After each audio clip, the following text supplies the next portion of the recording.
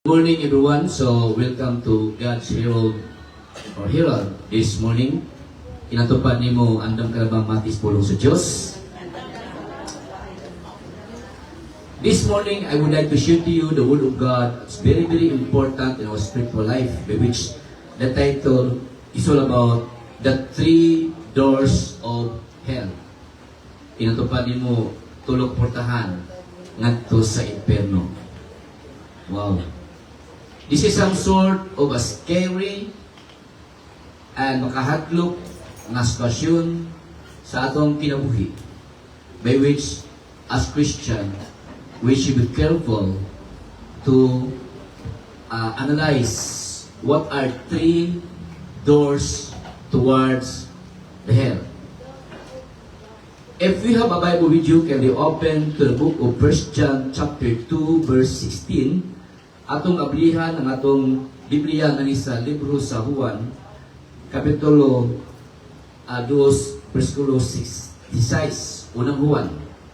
Then nag-ingon din that these three temptations can pull us into SD. What do you mean by SD? That is sin and destruction. Everybody say sin and destruction. So, mo na primero keyword there, kining tulog ka plutahan, padung sa impierno, tulog ka butang ang iyahang matag nato. And these three can pull us into sin and destruction. But there is good news that there is only one to be saved. That is what we call Jesus is the only door that leads to life. Kung na may tulog ka portahan, paingon ngadto sa impierno, nasday ikaupat na portahan, which is Jesus Himself, revealed that He is the door. I am the way, and the truth, and the life. No one can go to the Father but by me. Nowadays, we have so many religions. Nowadays, there are many people claim to be they are God.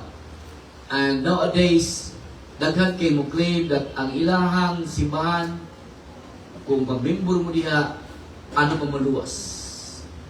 But the Bible says, what Jesus said is not the end, because time will come in the book of Revelation, amidst of so many trials and tribulation, amidst of so many rumors of war, kaguliyas kalibutan, here comes a man of peace, a man with charismatic attitude. May kay masulti, at the same time, he going to deceive all the corners of this earth. And that is what we call the Antichrist. And in this side, tuwang ato ang false prophet. Now, these two may soon, I don't know kung appear na ba, pero the most important is ang mga symbols, ang mga signs ni Ana sa kalibutan. So, maghanap ko ninyo, are you ready to face that situation? The Bible said at that time, daghan ang mabugnaw sa pagtuo because daghan mga spiritual survival challenge. The question is, will you still hold on your breath? Tighten your belt? Di ba maghugtan ng bakus nga no matter what happened, I must focus my faith to Jesus, which is the author and the perfecter of my faith. Balik kami soon sa atuang text, the 1 John chapter 9, chapter 2, verse 16. Nag-ingon din for everything in the world. Sa Bisaya pa, tanang butang, nining kalibutan. Number 1 is the lust of the flesh. Second is the lust of our eyes. And the third is the pride of life. So, subuna ko, ang primerong kanang kaulag o last nining kalibutan is the last of the eyes, shopping. the lust of the flesh, di ba Max? And the pride of life, trophies, recognition, citation, and tribute is what we call comes from, not from the Father, but from this world. My son, are you a victim for these three doors? Primerong puntahan is the lust of the flesh. Or it might be that set there is the chair of Jesus. Wala kanta, mga recognitions, Jesus is watching. Muna I said, Jane, please get ready kay mauwag ka Jesus nga manawag pa. Give our best to Jesus. If Jesus watching there, and then tanaw niya, basig na biktima ka lust of the flesh. Basig i-play din na ni, and then this is what we call a sex scandal about yourself. Makauwaw may sure. So that's why we should be careful to our life that dili ta ma-fall down into the lust of the flesh, the lust of the eyes, and the pride of life. Now, in our spiritual life, hell is not just a final destination. Or sa ingon pa sa Bisaya, ang impierno, di lang mao ato ang katapusan nato nga padulungan. But it begins as a condition of the heart. Nag-start kini kung unsay naa sa imong kasing-kasing. Because these three doors represent ways of the world. One can steal, and at the same time, our peace and sense of purpose. Everybody say, peace, kalinaw, and sense of purpose. No, I summarize, ang impierno kuno di magtapusan to destination, but sometimes ang impierno nagikan sa atong kasing-kasing, by which kung kita dili careful this one, these two things, nag-start ang agony. Makaingon ka, wag ako ma-impierno, pero ako na imutangan karon, mura ng impierno. Ang among balay, mura ng impierno. Ang ako ang workplace, mura ng impierno, because out of that place, gitangtang, gikuha ang peace, ang kalinaw, o sense of purpose. Iba say, sense of purpose. Young people, listen to this. Many young people nowadays, they commit suicide or suicidal tendencies. Because aside, nawag nila ang peace of mind, nawag nila ang sense of purpose. O sa pa may importansya nga buhay ko ni kinabutana, by which when ilamit i-eskwela, when ilamit isimba, when ilamit nga matubang sa Ginoo, when ilamit nga maapil na study, because we lack of purpose. Mas ganahan pa kung sita ng cellphone kaysa mamaki sa wali ni pastor. Inatupad mo, sis, na ating ali sa mong tupad sa mong cellphone, ang lust of the eyes. Gikuha ni Satan ay mong attention rather than listening to the word of God. Amen, the people. Masisintang mo cellphone ninyo, kay mas nindot pang cellphone, kay tuwang ito, mas maka-entertain sa inyong mata. Now, careful to this one, because Satan is active. Satan is defeated, as what the Bible says. But Satan is not yet destroyed. Muna, it might be Satan na simong tubad. Nagsiktin ka mo. Amen ba?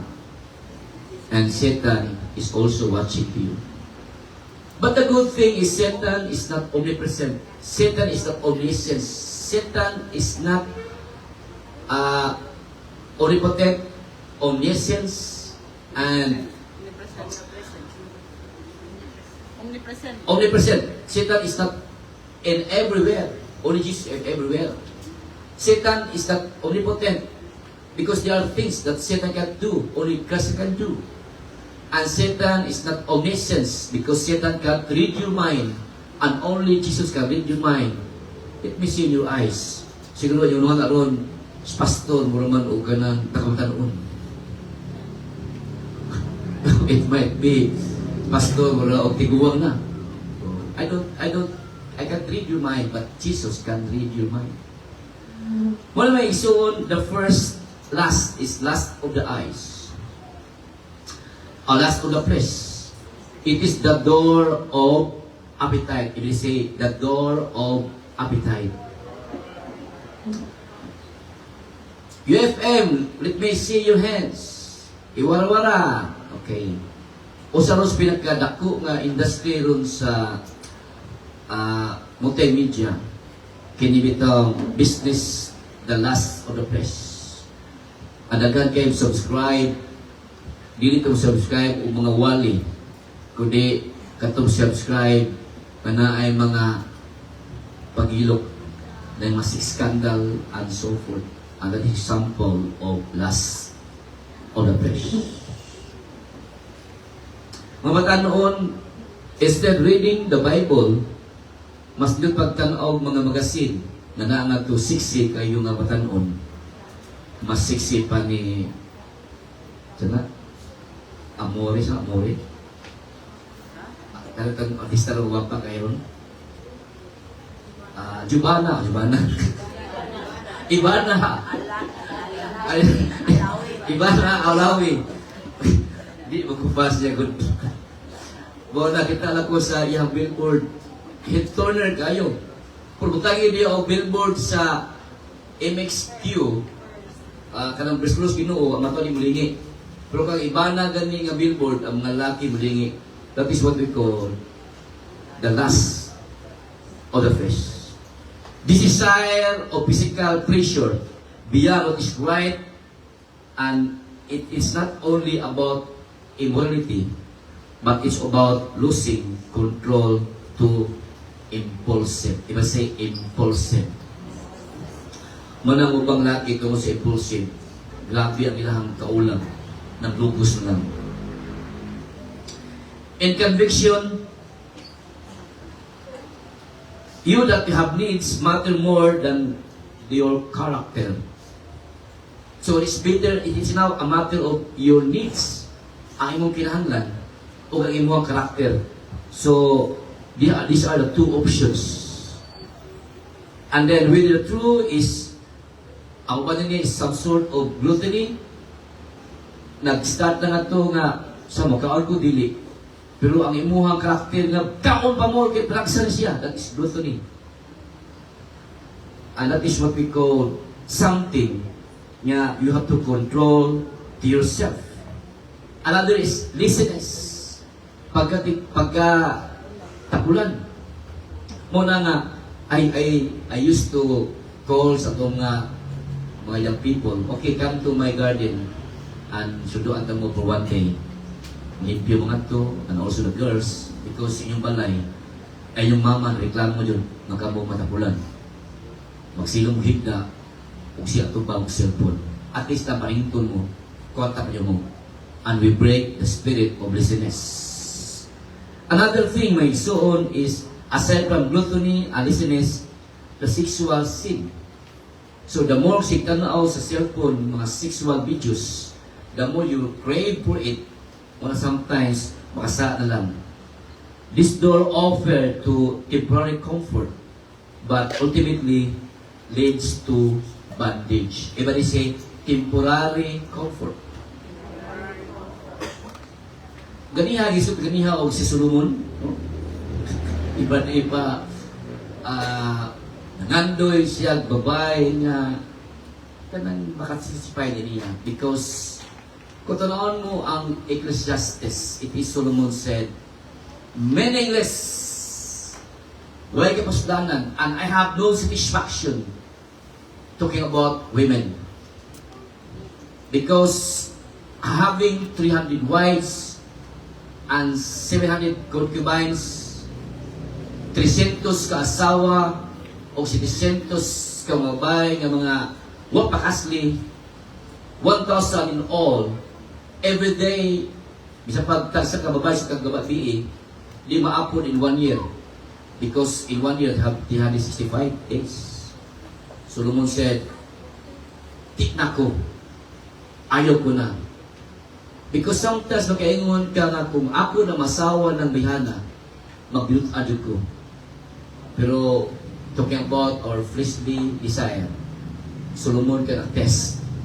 Isa tungod, maka-afford siya vitamins, maka-afford siya papuyo, makundo sa iyang mga babae.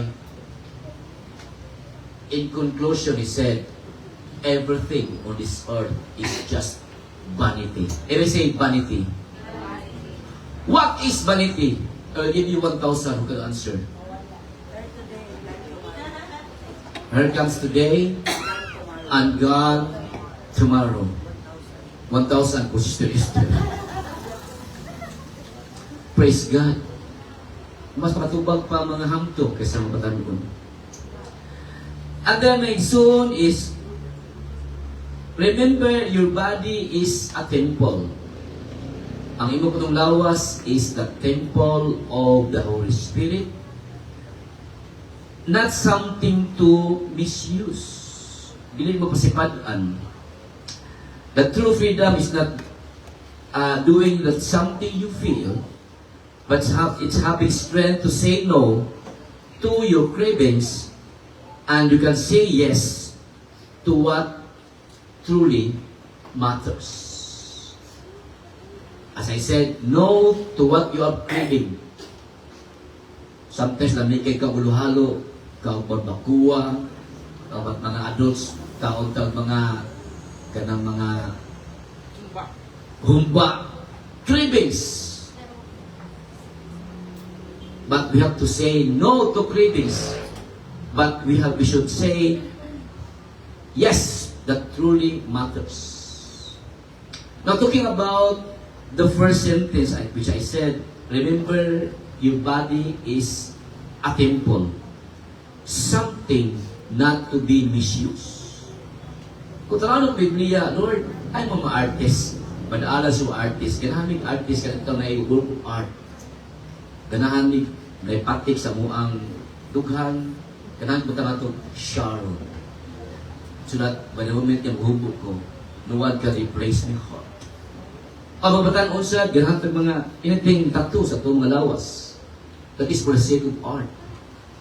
But as I'm going to study in the Bible, in the book of Deuteronomy, God said, do not pet your body. Ay patiki ang inyong lawas. Because your body is a temple of the Holy Spirit. Don't misuse this one. So I mean to say, night time, ang Ginoo nagpatik.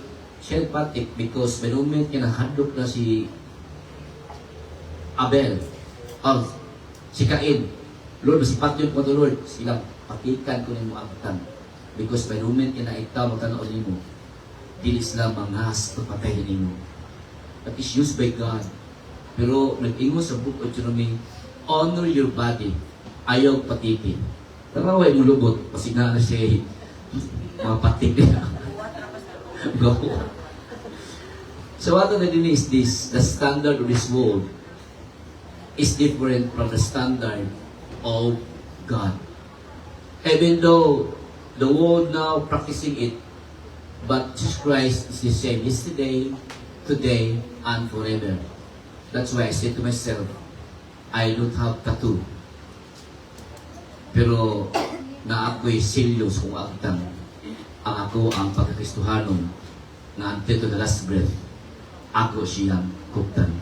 Ato pakpakan ang Ginoo soon, to God be the glory. The next is the lust of the eyes, is the door of envy. Kung saan yung envy? Kasina. Jealousy. Eli is right. So mean to say may soon, the lust of the eyes, this is desire of what others have. We see their success, appearances, possession, and begin to feel dissatisfied with our own. Envy. Wow, sister, bag-o ukskenan. Sana all. Okay. I hope walay envy sa mata. Amen? Or it might be, wow, nindot na ang bahay na ni Sister Sibel kay naaman siya sa tuwan, sa klaruan. Sana all, inanauta mo ang balay. Or it might be, wow, siya gi-awardan. Ako, yun. Ligabin siya with honors. Ako, igon pasar. Ay, enviousness in our heart. And that is what we call one thing. Appearance, position, success, and material things that we feel dissatisfied of our own. That's why I said to you that one of the icon of rock and roll music, I know Brad Gary can relate this one because he's American artist, Mick Jagger, who said, I can't get no satisfaction. Despite of honor and fame, money, girls, and resources. Kaya kung sinihin nga, we are now the pinakadugay nga banda sa buong kalibutan. We have now dahil out of money, pero kaniya lang yun is, gawas nga everything is vanity. The more dagan sa babae, the more was siya satisfaction. Mga girls, listen to this. If you are in a life nga Generation X, Generation Alpha, and so forth, ganahan mo ka ng trial and error. Kung inyong relationship, hindi na siya work out karon, we try another one. The more kang nadaghan kay matilawan nga laki, there's what we call a comparison along the way. You compare now bench between red, kung asa duha nila is romantic, and in sexual desire, you compare the two. Isa'y maayong performance. So that is not a lewd expression, but it's reality. Mas maayo young people stick to your partner as our Sunday school emphasized this morning. Atong pakpakan ng Ginoo may soon, to God be the glory. Open our eyes to a blessing is already in our life. So one challenge diha is atong ablihan ang atong mata kung unsay mga resources available kanato. It might be dita dato pero atong mga anak mabuutan. Dita dato pero atong balay is limpyo unya, magaway unya, na love and understanding to each other. At the same time,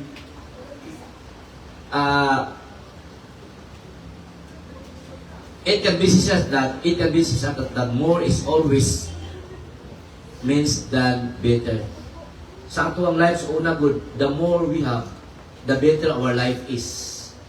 For it's not important nga ang tanang more is better.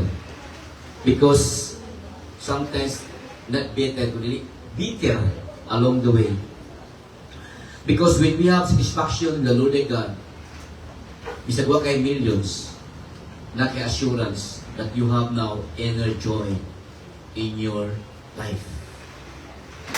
I have a friend in Rotary Club. They are all rich and famous. And then I said to myself, siguro din ako mo join ninyo kay in my standard way of living. So na contractor ko, okay na po. Pero karon mo lang. Lisod ako abot sa inyo ang standard kay akong income was limited kayo because I'm now focusing sa church. Sometimes my money is depende sa ang blessing na sa church. Not like before. That money is not a problem. I said to them that yahaya nila kaya ano, maglingkod lang. Money will come in. Abangan sa balay, ingkas negosyo, and so forth. Pero when I listen to them, they have a life na vacuum, or there is what we call emptiness. Because without Christ in your heart, you will create vacuum in your dealings, sa imuhang feelings, and also in your emotions. Young people, listen to this. You are not millionaires, but if you have Christ in your heart, you have everything. Atong pakpakan ang Ginoo may siyon. Hallelujah. Hallelujah. The third is the pride of life. It is the door of ego. Now, I have a friend nga pastor na siya ron. In order nga ma-pastor siya, o ma-Christian siya is na siya what we call the last of the eyes. So, na ay babae gigamit sa story para ma-convert siya. And then, in the next chapter siya life is the last of the flesh. Kini siya, gwapo siya, o niya portahan, may multi. Pagkaingon ka nga siguro, mababaero na siya. Tuod man, nahimo sa babaero, naportahan siya, he can afford anywhere niya. Every month, nailain ang iyaha ka ng kadate, okay na niya, kaya naman. Kung buwag ka na siya, I don't care. Because, daga babae galing niya. Because guwapo siya ng kwarta o niya, bright pa dyan. But when time comes, kining the pride of life, I'm also a friend nga nag-survive siya sa duha ka trials, pero kining katulog, many struggles along the way. And it's also what happened to me.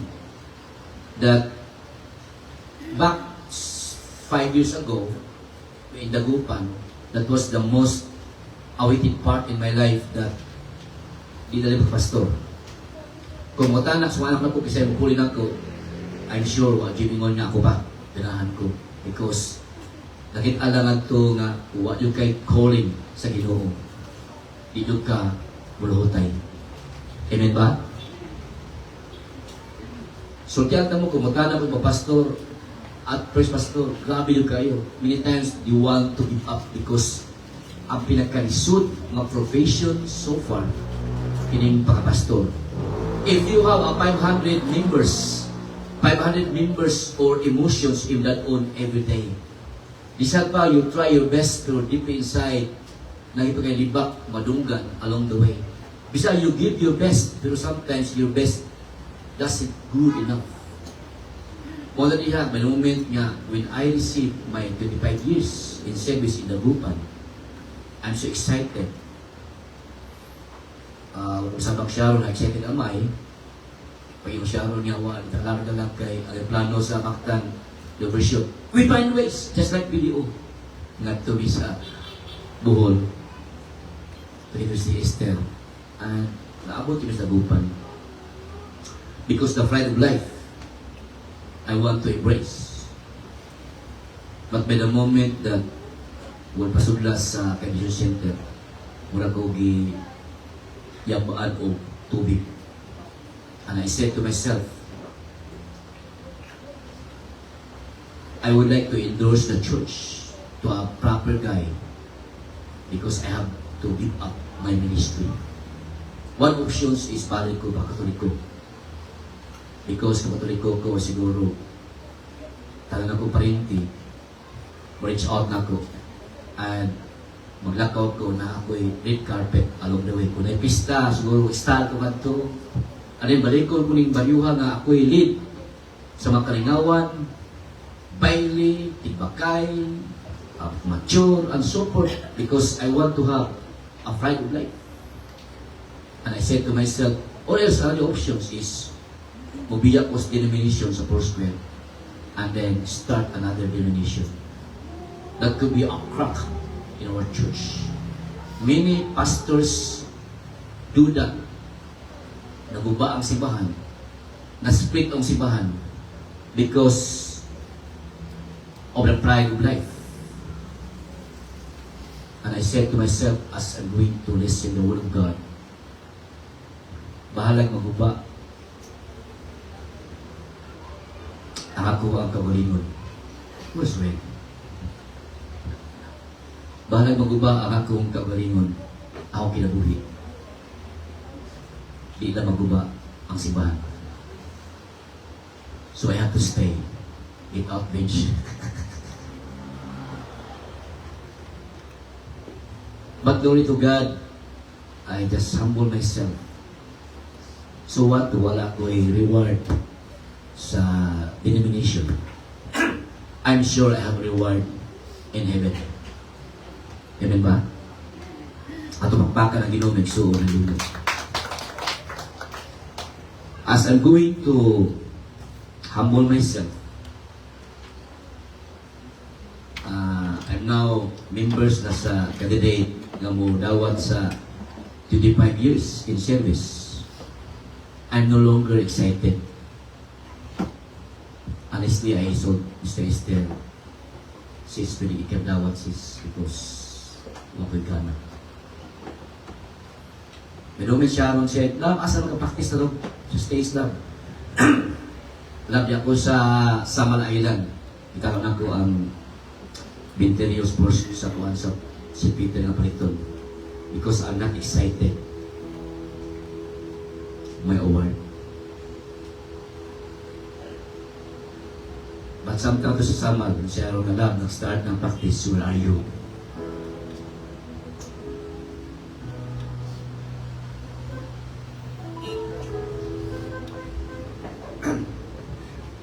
Sayang ako musukot ni mo. Di ka mo ato sa stage. The fight of life, I have to humble myself. Apos Ginoo, Lord, it takes 2 hours pag-travel na to sa Samal to Davao. At this point, give me ways. Ang Tagias Yuta sa Samal Cemetery is Tagias Parko.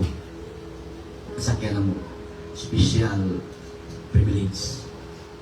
Nakaabot ko on time. And then,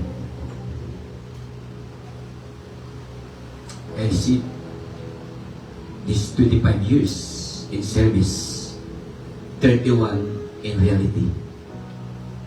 The fight of life,